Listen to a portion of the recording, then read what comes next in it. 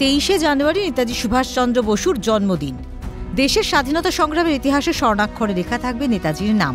মঙ্গলবার নেতাজির জন্মজয়ন্তীতে তার মৃত্যু রহস্য নিয়ে প্রশ্ন তুললেন পশ্চিমবঙ্গের মুখ্যমন্ত্রী মমতা বন্দ্যোপাধ্যায়। এই ইস্যুতে কেন্দ্রের বিরুদ্ধে সুর চড়িয়ে মুখ্যমন্ত্রী বলেছেন, দেশের জন্য লড়াই করতে গিয়ে উনি কোথায় হারিয়ে গেলেন তা আমরা আজও জানতে পারলাম না। যে মানুষটা দেশের জন্য লড়াই করতে গিয়ে, দেশকে দিশা দেখাতে গিয়ে কোথায় যে হারিয়ে গেলেন আজ পর্যন্ত আমরা জানতে পারলাম না। তার জন্মদিনটা জানলেও মৃত্যুদিনটা আমরা জানি না। এই চিরা অমাবস্যার ঘোরতর অন্ধকারে লুক্কায়িত আছে লজ্জিতভাবে। জয় হিন্দ চিরকাল বেঁচে থাকবে। নেতাজি সুভাষচন্দ্র বোস কোথায় গেল, হারিয়ে গেল, ফিরে পেলাম না, আজও আমরা জানি না।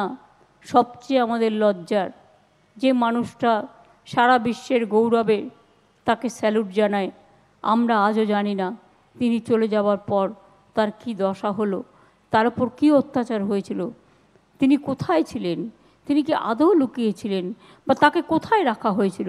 মাঝে কেউ কেউ বলেছিল ছাই পাঠাবো, আমি বলে ছাই নেবো না, আমরা জীবন্ত নেতাজিকে চাই। আমরা ছাই চাই না, ছাই দিয়ে আগুন চাপা যায় না। নেতাজির মৃত্যু রহস্য নিয়ে তোলা মুখ্যমন্ত্রীর এহেন মন্তব্যকে ঘিরে শুরু হয়েছে রাজনৈতিক চর্চা। নেতাজির মৃত্যু রহস্য নিয়ে মুখ্যমন্ত্রীর সুরেই সুর মেলালেন তৃণমূল সাংসদ সৌগত রায়। তার দাবি, নেতাজি অন্তর্ধানের সমস্ত রহস্য প্রকাশ্যে আনতে হবে।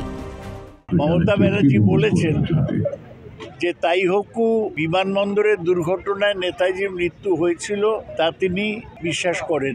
আমরাও চাই যে নেতাজির অন্তর্ধানের পুরো রহস্য বারক। কেন্দ্রীয় সরকারের কাছে যেসব ফাইল আছে সেগুলো তারা প্রকাশ করুক। নেতাজির মৃত্যু রহস্য নিয়ে মুখ্যমন্ত্রীর মন্তব্যের পাল্টা দিয়েছে গেরুয়া শিবির। বিজেপি নেতা রাহুল সিনহার দাবি, দুর্নীতির ইস্যু থেকে জনগণের দৃষ্টি ঘোরানোর জন্যই নেতাজির মৃত্যু রহস্য নিয়ে প্রশ্ন তুলেছেন মুখ্যমন্ত্রী।